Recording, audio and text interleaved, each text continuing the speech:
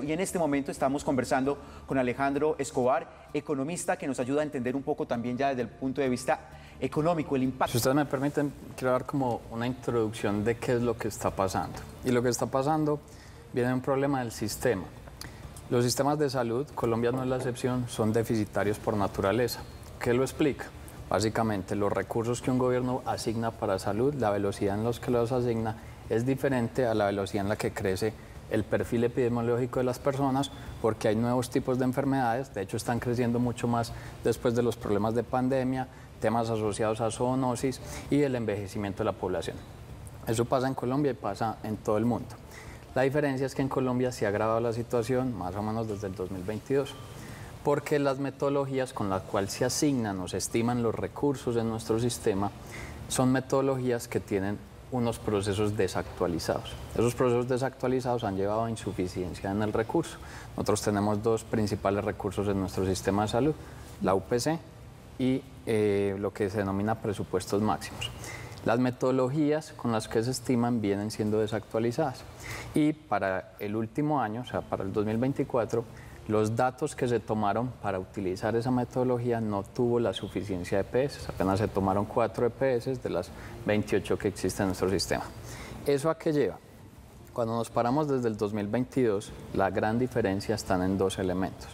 Nuestro gobierno, diferente a gobiernos anteriores, no tiene voluntad, o sea, no es consciente de que existe un problema de déficit en los sistemas de salud como existen en todo el mundo. Entonces, al no tener voluntad, no se asignan presupuestos adicionales. Históricamente se asignaban presupuestos adicionales que le permitían a la salud seguir navegando y dar una atención. Ese es un primer efecto. Y el segundo efecto es estos problemas metodológicos y de estimación. ¿Eso a qué lleva? A una insuficiencia de recursos. Cuando el recurso es insuficiente, no es solamente Sura, todos los aseguradores el año pasado, la mayoría de EPS, generaron pérdidas. Entonces, ¿qué generas? Esa insuficiencia del recurso se te impacta en el 2022, te impacta en el 2023, Sura proyecta que para el 2024 sus pérdidas iban a llegar a 500.000 millones de pesos. Entonces, preventivamente dice, me retiro en un sistema donde no es viable operar financieramente. Si no es viable operar financieramente, pongo en riesgo la atención del paciente.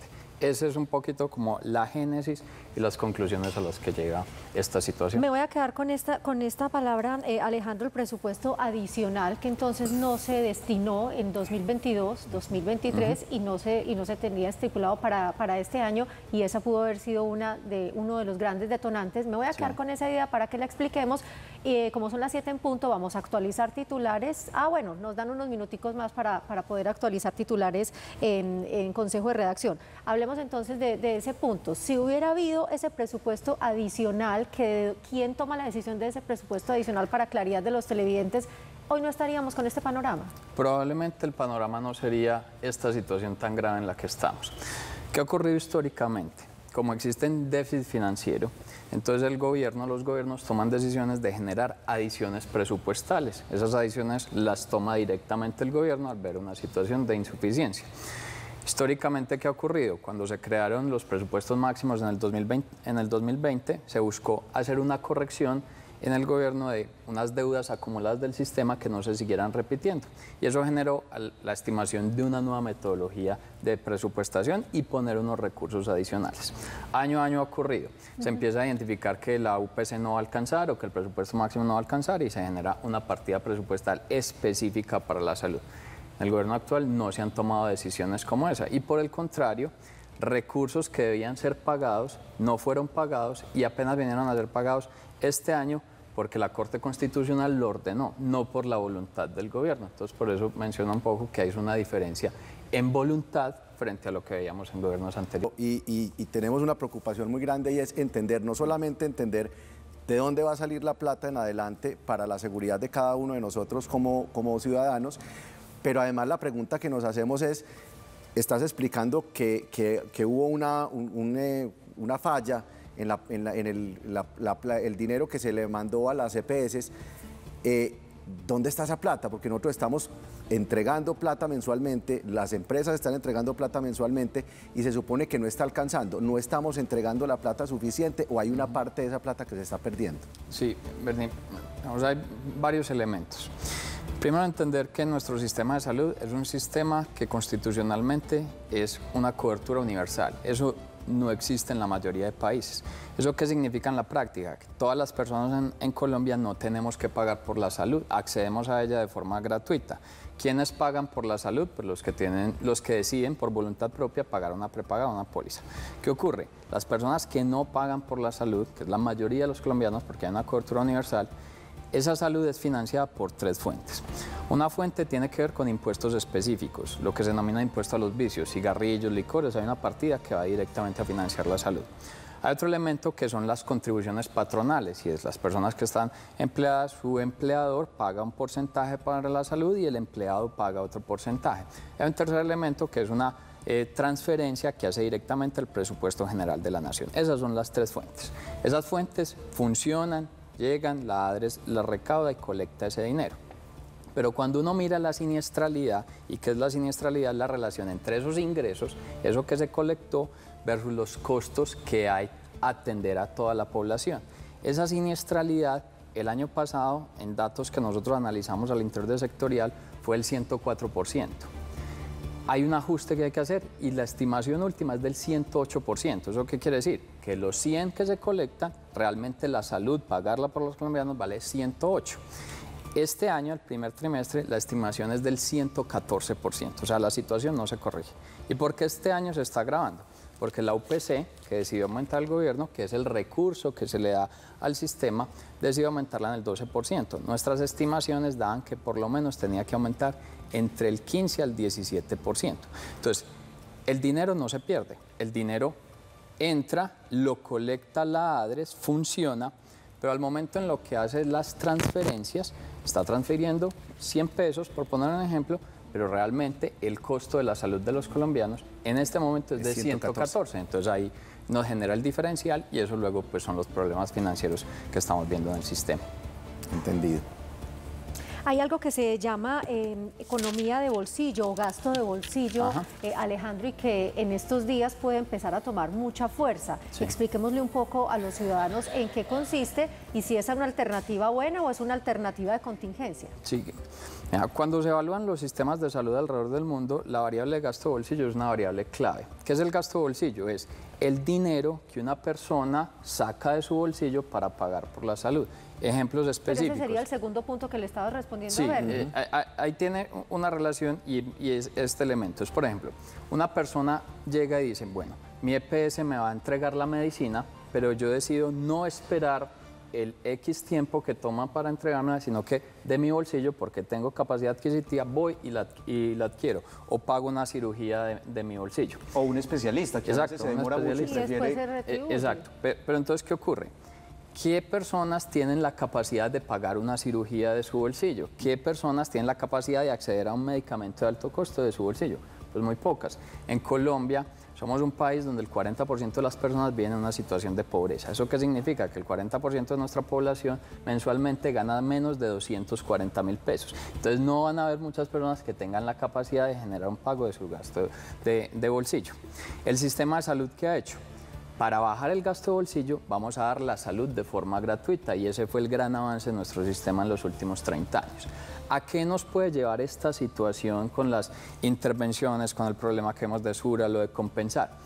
Que las personas tengan que empezar a destinar parte de sus recursos para pagar por la salud.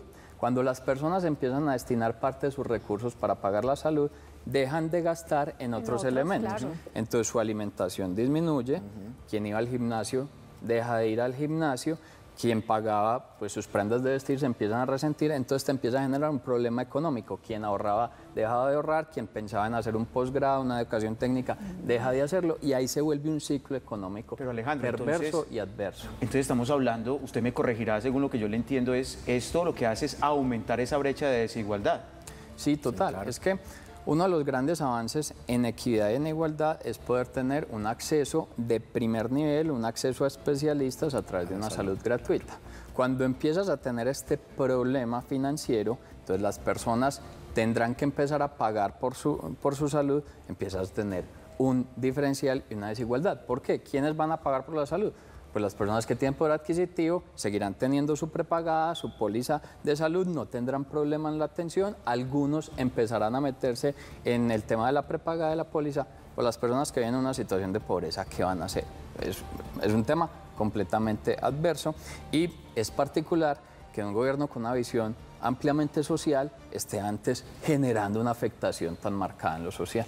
Siendo realistas, ¿habría alguna forma, algún plan, alguna solución económicamente para que esta EPS Sura se salve y pueda seguir atendiendo a esos más de 5 millones de usuarios? Sí, mira, hay varios elementos. Yo pienso que hay un primer elemento que ha jugado aquí en contra, que es la confianza. Porque Sura, junto con Sanitas, junto con Compensar, desde el año pasado le habían dicho al gobierno la situación y le habían advertido esa situación al gobierno. Y de cierta manera el gobierno no les prestó atención, decía, no, el recurso es suficiente. Entonces, si por ejemplo ahora se hiciera algún tipo de corrección, entra primero un elemento, es yo como un actor privado que he hecho mi labor responsable en el aseguramiento, confío en lo que pueda presentar el gobierno. Entonces, primero hay un elemento de confianza. Un segundo elemento importante, y aquí también juega la confianza, pero desde otro punto de vista, es nuestro país tiene una gran fortaleza, es en su historia de república de 200 años ha creado unas instituciones bastante sólidas. Aquí tiene que jugar la Corte Constitucional. La Corte Constitucional ya se ha metido y ha dicho hay problemas en salud y ha ordenado hacer unos ajustes. Probablemente haga análisis sobre la suficiencia de la UPC y haga ajustes para incrementar esa UPC. Con una UPC, con un incremento, es posible que los actores empiecen a ver que la situación puede cambiar. Probablemente no por la voluntad del gobierno, sino porque entra la Corte Constitucional a defender nuestros derechos constitucionales. Ese podría ser una salida. ¿Que se podría dar en estos 65 días que tiene como de vigencia la Super para responder a la solicitud? La Super tiene esos 65 días. Paralelamente, la Corte Constitucional podría hacer, no particularmente un pronunciamiento sobre Sura, pero sí un pronunciamiento sobre la suficiencia de recursos en nuestro sistema. Y si hace una orden, un auto, donde tenga que generar más recursos en el sistema, eso podría entrar a la mesa de análisis tanto de Sura como de la Superintendencia para probablemente hacer una contrapropuesta a ver si la EPS puede seguir operando. Alejandro, tengo 30 segundos porque vamos con un microprograma que tenemos siempre para los televidentes a esta hora. Los otros sectores de la economía, a partir de hoy, sabiendo ustedes que entregan esos informes, ¿se van a resentir? Sí, se van a resentir porque si el gasto de bolsillo se aumenta, la capacidad de inversión, de aporte, de consumo en otros segmentos van a empezar a generar algún tipo de declive. El que principalmente se afecta es el consumo. Y el consumo, que está explicado en el comercio, es el principal sector de la economía colombiana. Hoy es el que principalmente nos mueve. Entonces, ese se te va a afectar y va a tener algún impacto negativo. Alejandro Escobar Correa, gerente estratégico de Sectorial.co, le agradecemos por estar esta mañana explicándonos estos impactos económicos de este anuncio que hace la EPS Sura.